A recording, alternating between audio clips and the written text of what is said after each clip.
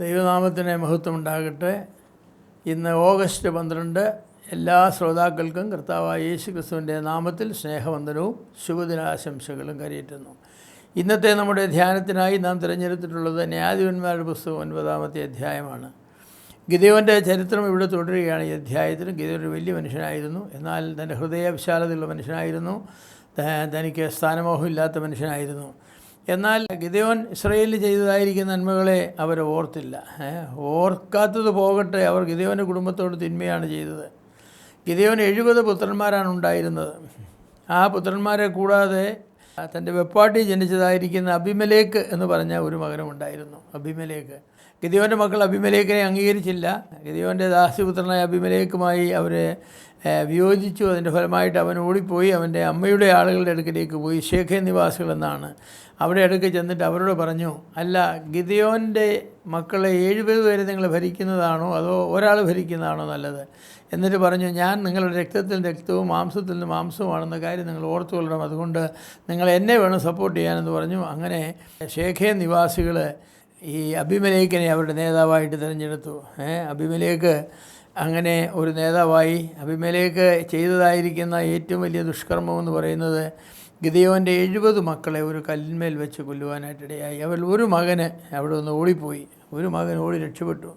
മറ്റേ മക്കളെ എല്ലാവരും തന്നെ കൊല്ലപ്പെട്ടു. ഇത് ഭയങ്കരമായിരിക്കും ചരിത്രമാണ്. എത്ര കഷ്ടമായ ചരിത്രമാണ്. യോദ്ധാം എന്ന് പറഞ്ഞ ഇളയ മകൻ ഒഴികെ ബാക്കിയുള്ള മക്കൾ എല്ലാവരും കൊല്ലപ്പെട്ടു. എന്തിനാണ് കൊല്ലപ്പെട്ടത്? വെപ്പാട്ടിയുടെ ദാസിയുടെ പുത്രനെ തൻ്റെ സ്ഥാനം ഉറപ്പിക്കാൻ വേണ്ടിയാണ്. ഗിദെയോൻ്റെ ഒരു മക്കളെങ്കിലും ജീവിച്ചിരുന്നാൽ തനിക്ക് സ്ഥാനം കിട്ടില്ല എന്ന് താൻ കണ്ടു. അപ്പോൾ നോക്കണം, സ്ഥാനം ഉറപ്പിക്കാനായിട്ട് ആളുകൾ ചെയ്യുന്നതായിരിക്കുന്ന കാര്യങ്ങൾ. കൊലപാതകം, നീച്ച കൊലപാതകം. 69 പേരെ കൊന്നു. 70 പേരുണ്ടായിരുന്നു. 69 പേരെ ഒരു കല്ല് വെച്ച് കൊന്നെന്ന് പറഞ്ഞാൽ എത്ര ഭയങ്കരമാണ്. ശേഖേം നിവാസികളുടെ സഹായത്തോടു കൂടിയാണ് അത് ചെയ്തതെന്ന് വിചാരിക്കുന്നു. ഒരാൾക്ക് തന്നെ ചെയ്യാനൊക്കെ ഇല്ലല്ലോ. അത്ര ഭയങ്കരമായിരിക്കുന്ന പ്രവൃത്തിയാണ് ചെയ്തത്. ദൈവം ഈ യോദ്ധാവിനെ അത്ഭുതകരമായിട്ട് രക്ഷിച്ചു എന്ന് പറയട്ടെ. അവൻ അവിടെ നിന്ന് ഓടി അടുത്തതായിരിക്കുന്ന ഒരു ദേശത്ത് ചെന്ന് അവിടെ താനെ പാർത്തു. എന്നാൽ യോദ്ധാവ് ഒരു കാര്യം ചെയ്തു. ശേഖേം നിവാസികളെ അവിടെ നന്ദികേടിനെക്കുറിച്ച് ഓർമ്മിപ്പിച്ചു.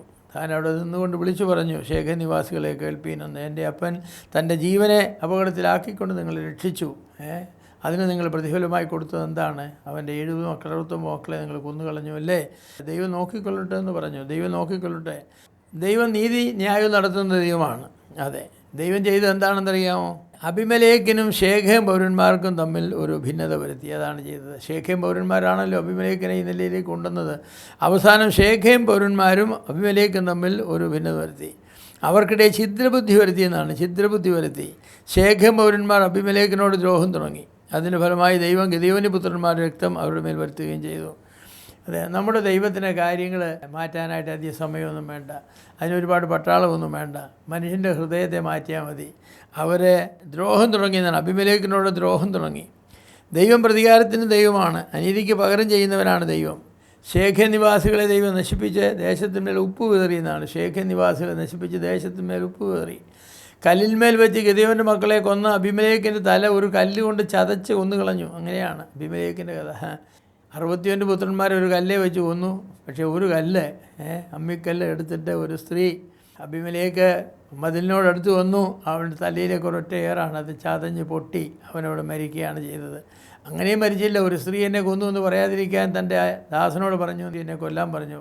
അങ്ങനെ വാളൂരി കൊന്നു. അവനും അങ്ങനെ മരിക്കുകയാണ് ചെയ്തത്. നന്ദി കാണിക്കേണ്ടവരോട് നന്ദി കാണിക്കുവാൻ നാം മറക്കരുത്. നന്ദിയുടെ ഒരു ഹീന സ്വഭാവമാണ്. നല്ല ബുദ്ധി, ഛിദ്രബുദ്ധി യഹോവയിൽ നിന്നാണ് വരുന്നത്. ദൈവത്തെ മാനിക്കാനായിട്ട് തീരുമാനിച്ചാൽ നമുക്ക് നല്ല ബുദ്ധി ദൈവം തരും. ചിന്തിക്കാനുള്ള കഴിവുമൊക്കെ തരും. എന്നാൽ ദൈവത്തിൻ്റെ പ്രമാണങ്ങളെ വിട്ട് ജീവിക്കാനായിട്ട് തുടങ്ങിയാൽ ദൈവം നമുക്ക് ഛിദ്രബുദ്ധി തരും. യഹോവയിൽ നിന്ന് ഛിദ്രബുദ്ധി വരും. അവനെ ഒഴിച്ചു നിർത്തി ഒന്നും ചെയ്യുവാൻ വിശ്വാസികൾ ഒരുങ്ങരുത്. ദൈവത്തെ മാറ്റി നിർത്തിയിട്ട് ഒന്നും ചെയ്യാൻ വിശ്വാസികൾ ഒരുങ്ങരുത്. ദൈവത്തിൻ്റെ ഹിതപ്രകാരം വേണം കാര്യങ്ങൾ ചെയ്യാൻ. അനർത്ഥകാരണമാകും അങ്ങനെയൊക്കെ ചെയ്താൽ. സൃഷ്ടാവിനെതിരെ സൃഷ്ടിക്ക് എന്ത് ചെയ്യുവാൻ കഴിയും? ദൈവത്തിൻ്റെ ആലോചന പ്രകാരം സകലവും ചെയ്യുക. അപ്പോൾ നാം അനുഗ്രഹിക്കപ്പെട്ടവരാകും. അവസാനം അബിമേലെക്ക് പോയി സങ്കടകരമായ നിലയിൽ അവൻ മരിച്ചു. അതാണ് സംഭവിക്കുന്നത്. ദൈവം പ്രതികാരത്തിൻ്റെ ദൈവമാണ്. ഛിദ്രബുദ്ധി വരുത്തുവാൻ ദൈവത്തിന് കഴിയും. നല്ല ബുദ്ധി വരുത്തുവാനും ദൈവത്തിന് കഴിയും. ഛിദ്രബുദ്ധി വരുത്തുവാനും കഴിയും. തെറ്റായ നിലയിലെ ഭരണം പിടിച്ചെടുത്ത് ആളുകളെ കൊന്നും മുടിച്ചും ആ ഭരണം ഉറപ്പിക്കാമെന്ന് വിചാരിച്ചാൽ അതൊന്നും ശുഭമായിരിക്കുകയില്ല, അതിനൊന്നും സ്ഥിരതയുണ്ടാവുകയില്ല. ദൈവം അതൊക്കെ ഊതിക്കളയും, ദൈവം അതൊക്കെ മറിച്ച് കളയും. ഏത് കസേരയും മറിക്കാൻ, ഏത് സിംഹാസനവും മറിക്കാൻ ദൈവത്തിന് നിമിഷങ്ങൾ മതി. എൻ്റെ പ്രിയമുള്ളവരെ, അബിമേലെക്ക് ഒരിക്കലും വിചാരിച്ചില്ല ഇങ്ങനെ സംഭവിക്കുമെന്ന്. താൻ വിചാരിച്ചു ശേഖം പൗരന്മാരെല്ലാം തനിക്ക് അനുകൂലമാണ്, അതുകൊണ്ട് താൻ വിജയിയായിട്ട് പോകുന്നു. ഇല്ല, വിജയിയായിട്ട് പോകാനായിട്ട് കഴിഞ്ഞില്ല. കാരണം ദൈവം പ്രതികൂലമായി തീർന്നാൽ പിന്നെ കാര്യങ്ങൾ അനുകൂലമാക്കാൻ ആരെക്കൊണ്ടും കഴിയുകയില്ല. അതുകൊണ്ട് ഗിദെയോൻ്റെ ജീവിതത്തിലെ ഈ ചരിത്ര സംഭവം ചൂണ്ടിക്കാണിക്കുന്നത് ദൈവം നീതിമാനാണ്. അവൻ പ്രതികാരം ചെയ്യുന്നവനാണ്. അതുകൊണ്ട് ദൈവവ്യവസ്ഥയ്ക്ക് വിപരീതമായി നാം പ്രവർത്തിച്ച് കാര്യം നേടാൻ ശ്രമിച്ചാൽ നാം പ്രതീക്ഷിക്കാത്ത വഴിയിൽ കൂടെ ദൈവം അത് അപകടത്തിലാക്കും, അത് പരാജയപ്പെടുത്തും. അതുകൊണ്ട് നമുക്ക് ദൈവത്തിൻ്റെ വഴിയിൽ കൂടെ, ആ ഗിദെയോൻ നല്ലവനായിരുന്നു, അവൻ ചില തെറ്റുകളൊക്കെ ചെയ്തു എന്നുള്ള കാര്യം ശരിയാണ്. പക്ഷേ ഗിദെയോന് ഒരിക്കലും അധികാരമോഹിയായിരുന്നില്ല. തനിക്കോ തൻ്റെ മക്കൾക്ക് വേണ്ടിയോ അധികാരം ഒരുക്കി നിർത്തുവാനായിട്ട് കഴിഞ്ഞില്ല. അങ്ങനെ തന്നെ ജീവിക്കുവാൻ ദൈവം നമ്മളെയും സഹായിക്കട്ടെ. വാഴ്ത്തപ്പെട്ട പിതാവേ, ഛിദ്രബുദ്ധി വരുത്തിയത് ദൈവമാണെന്ന് ഞങ്ങളെ കണ്ടു കർത്താവേ. അതെ, ഗിദെയോനെതിരെ പ്രവർത്തിച്ചതായിരിക്കുന്ന ജനത്തെ അത് ഛിദ്രിപ്പിക്കുവാനായിട്ട് ദൈവത്തിന് കഴിയും. ഞങ്ങളുടെ ദൈവം എത്ര വലിയവനാണ്! ശക്തി മുഴുവനും കർത്താവിൻ്റെ പക്കലാണ്, വിവേകവും ജ്ഞാനവും കർത്താവിനുള്ളതാണ്.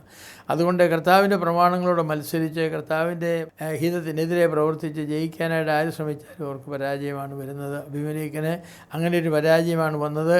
ദൈവം അവന് അവസരങ്ങൾ കൊടുത്തു, അവന് വളരുവാൻ അവസരം കൊടുത്തു. പക്ഷേ അവനോ എന്തു ചെയ്തു?